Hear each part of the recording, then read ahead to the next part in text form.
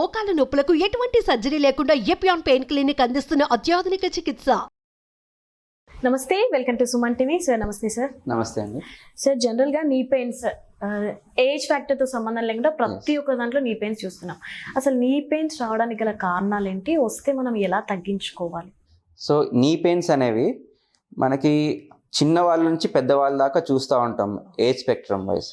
But అందరికీ ఒకటే కారణం ఉండదు. యూజువల్లీ ఒక ఏజ్ సెగ్మెంట్ అంటే ఎల్డర్లీ పాపులేషన్లో మనం చూసేది ఎక్కువగా అంటే మోకాలు అరుగుదల అంటాం, దాన్ని ఆస్టియో ఆర్థరైటిస్. ఇది కామన్గా చూస్తూ ఉంటాం, దాన్ని మనం ఏం చేయలేం. అది ఏజ్ రిలేటెడ్ చేంజెస్ ఉంటాయి, that is degenerative condition. But వీళ్ళని వదిలేస్తే ఇంకా మిడ్ పాపులేషన్ ఉన్నారు, అంటే 20 to 45 years వాళ్ళకి కూడా చాలా మందికి మోకాలు నొప్పులు వస్తూ ఉంటాయి. బట్ వాళ్ళందరికీ మోకాలు అరిగిపోయిందంటారా? కాదు. ఇందులో మోకాలు అనేది చాలా స్ట్రక్చర్స్ ఉంటాయి లోపల. సో ఇందులో ఏది డ్యామేజ్ అయినా కానీ మనకి అవుట్కమ్ సిమ్టమ్స్ ఏమొస్తాయంటే మోకాలు నొప్పి వస్తుంది. అలా అని చెప్పేసి మోకాలు అరిగిపోయింది, మోకాలుకి మళ్ళీ రీప్లేస్మెంట్ చేసేయాలంటే దానికి ఆస్కారం లేదు. సార్, అయితే ఈ రీజన్ మీరు చెప్పిన రీజనే కాకుండా ఇంకేమైనా రీజన్స్ ఉన్నాయా నీ పెయిన్స్ రావడానికి? సో ఈ మోకాలలో చాలా స్ట్రక్చర్స్ ఉంటాయి అనుకున్నాం కదా, లైక్ మెనిస్కస్ ఉంటుంది, లిగమెంట్స్ ఉంటాయి, అండ్ చుట్టూ కొన్ని కండరాలు ఉంటాయి. కండరాల కింద ఒక బర్సా ఉంటుంది. బర్సా అంటే ఒక ఎంటీ పాకెట్స్ ఉంటాయి. సో ఇందులో ఏది డ్యామేజ్ అయినా కానీ మోకాలు నొప్పి వస్తుంటుంది. సో కొంతమందికి హౌస్ మేట్స్ నీ అంటాము, అంటే పటెల్లర్ బర్సైటిస్ అంటాము. ఇంకొంతమందికి క్లర్గిమాన్స్ నీ అంటాము, దాన్ని ఇన్ఫ్రాపటెల్లర్ బర్సైటిస్ అంటాము. కొంతమందికి బేకర్ సిస్ట్ అంటాము, అంటే మోకాలు వెనకాల ఒక నీటి బుడగలాగా ఫామ్ అవుతూ ఉంటుంది. సో దీనివల్ల కూడా మోకాలు నొప్పి వస్తుంది. ఇంకొంతమందికి ఏసియల్ లిగమెంట్ అంటాం, అంటే ఒక రెండు కాళ్ళు కలిసి ఫామ్ అవ్వడానికి అండ్ ఒక పట్టు ఉండడానికి ఆ లిగమెంట్స్ అనేవి హెల్ప్ చేస్తూ ఉంటాయి. సో ఆ లిగమెంట్స్ ఏమైనా కట్ అయినా ఇంజురీ అయినా కానీ కొంచెం పెయిన్ వస్తూ ఉంటుంది. అండ్ మధ్యలో ఒక కుషన్ ఉంటుంది మోకాళ్ళు రెండు జాయింట్స్ మధ్యలో, దాన్నే మెనిస్కస్ అంటాం. ఆ మెనిస్కస్ డ్యామేజ్ అయినా కానీ కాళ్ళు లాక్ అయిపోవడం, జెల్లింగర్ లాకింగ్ అంటామంట, అంటే మూమెంట్ రాదు, మడవడానికి ఫోల్డ్ చేయడానికి కానీ చాపడానికి కానీ అసలు మూమెంట్ రాదు. సో దాన్ని జెల్లింగర్ లాకింగ్ అంటాం.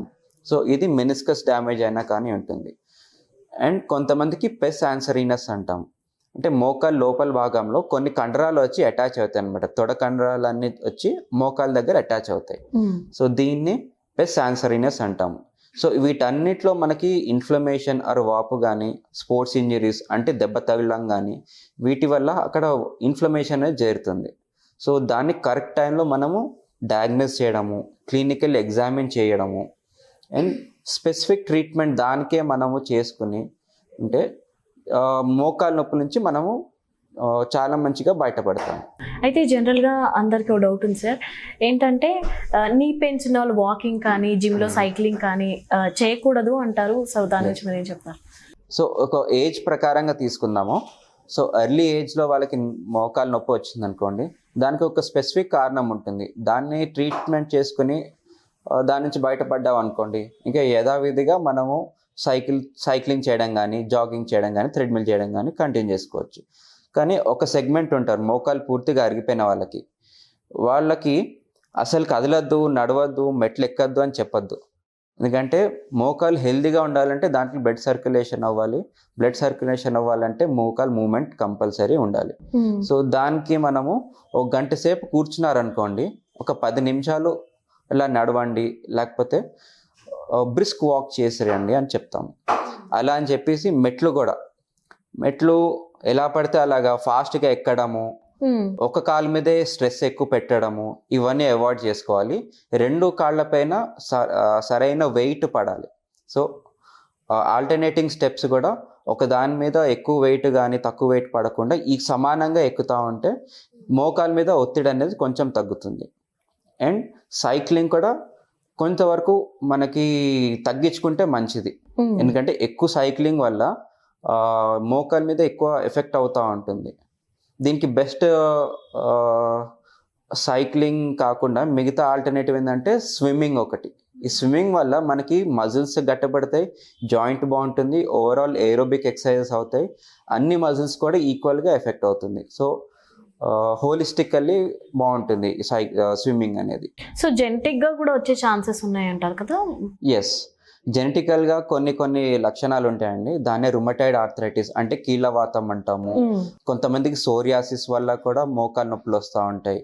సో దీనికి మోకాలు నొప్పే కాకుండా వేరే చిన్న చిన్న జాయింట్స్ కూడా ఎఫెక్ట్ అవుతుంది. అంటే ఎల్బో జాయింట్ కానీ, వ్రిస్ట్ జాయింట్ కానీ, షోల్డర్ కానీ, అట్లా చిన్న చిన్న జాయింట్స్ కానీ, పెద్ద జాయింట్స్ కానీ, మల్టిపుల్ జాయింట్స్ లాగా ఎఫెక్ట్ అవుతూ ఉంటుంది. సో వాళ్ళకి యంగ్ ఏజ్లోనే ఇవన్నీ బయటపడిపోతుంది. మామూలుగా మోకాలు నొప్పి అనేది ఏజ్ ప్రకారంగా 60 to above అట్లా వస్తుంది. కానీ ఈ రుమటైడ్ ఆర్థరైటిస్ వల్ల మోకాలు అరిగిపోవడము 20 years నుంచే స్టార్ట్ అయిపోతుంది. సో 20 yearsలో ఉన్న మోకాలు ఎక్స్రే ఎలా ఉందో 60 yearsతో ఈక్వల్గా ఉంటుంది మనం చూసుకుంటే. సో దానికి మనము కరెక్ట్ టైంలో యాంటీ రుమటైడ్ మెడికేషన్స్ తీసుకోవాలి, ఎందుకంటే ఇది ఆటో యాంటీబాడీస్ వల్ల వచ్చేది. సో ఫుడ్ కూడా ఒక ప్రాబ్లం అని చెప్పొచ్చా, అంటే మనం తీసుకున్న ఫుడ్ వల్ల కూడా అలా అయ్యే ఛాన్సెస్ ఉంటాయి? ఫుడ్ వల్ల అంటే యాంటీ ఆక్సిడెంట్స్ ఉన్న ఫుడ్ తీసుకుంటే చాలా మంచిదండి. అంటే దీంట్లో కొన్ని బెర్రీస్ అని ఉంటాయి, స్ట్రాబెర్రీ కానీ, క్రాన్బెర్రీ కానీ. ఈ బెర్రీస్లో మంచి యాంటీ ఆక్సిడెంట్స్ ఉంటాయి.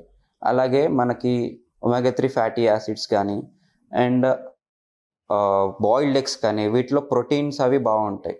So protein supplementation along with anti oxidants ఉన్న ఫుడ్ లైక్ బెర్రీస్. అండ్ ఈ మధ్య ఆల్రెడీ మనం డిస్కస్ చేస్తున్నట్టు పసుపు పాలలో వేసుకుంటే దీంట్లో కూడా మంచి యాంటీ ఇన్ఫ్లమేటరీ ప్రాపర్టీస్ ఉన్నాయి, యాంటీ ఆక్సిడెంట్స్ ప్రాపర్టీస్ ఉంటాయి. సో దీనివల్ల కూడా లోపల ఉన్న ఆ వాపు వల్ల వచ్చే పెయిన్స్, ఇతరత్ర పెయిన్స్ అన్ని కూడా మంచి పరిష్కారం దొరుకుతుంది. అయితే సార్ కొంతమంది ఆయిల్ మసాజెస్ చేయించుకుంటారు లేదా ఇంట్లో చేసుకుంటారు. సో అలా చేసుకోవచ్చు, దానివల్ల చేసుకోవడం వల్ల యూజెస్ ఏమైనా ఉంటుందా?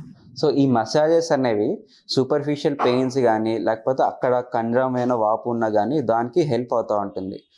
బట్ అది శాశ్వతమైన పరిష్కారం కనిపించదు, ఎందుకంటే అది సూపర్ఫిషియల్ పెయిన్స్ని అప్పటికి ఆ గంట సేపటికి, లేకపోతే కొన్ని ఒక రోజు లేకపోతే 2 రోజుల వరకు మనకి ఒకలాంటి తగ్గినట్టు సెన్సేషన్ కనిపిస్తుంది. బట్ లోపల ఉన్న ఆ వాపు కానీ, ఆ పాథాలజీని మనం ట్రీట్ చేయాలి, ఐడెంటిఫై చేయాలి. సో దీనికి మనము రోజు చేసుకునేది ఏంటంటే ఐసోమెట్రిక్ ఎక్సర్సైజెస్, అంటే ఫిజియోథెరపీ ఉంటుంది. ఈ ఫిజియోథెరపీలో మనకి ఈ మజిల్స్ ఉంటాయి, లైక్ క్వాడ్రిసెప్స్ కానీ, హ్యామ్స్ట్రింగ్స్ కానీ, కాఫ్ మజిల్స్. వీటన్నిటికీ మనం గట్టిపరుచుకుంటే అవి మళ్ళీ ఫ్యూచర్ ఇంజురీస్ కాకుండా, లోపల వాపు రాకుండా మనం జాగ్రత్తలు తీసుకోవచ్చు. అయితే సివియర్ గా ఉంటే ఖచ్చితంగా హాస్పిటల్ డాక్టర్ కన్సల్టెన్సీ అనేది. Yes, always. థ్యాంక్ యూ అండి.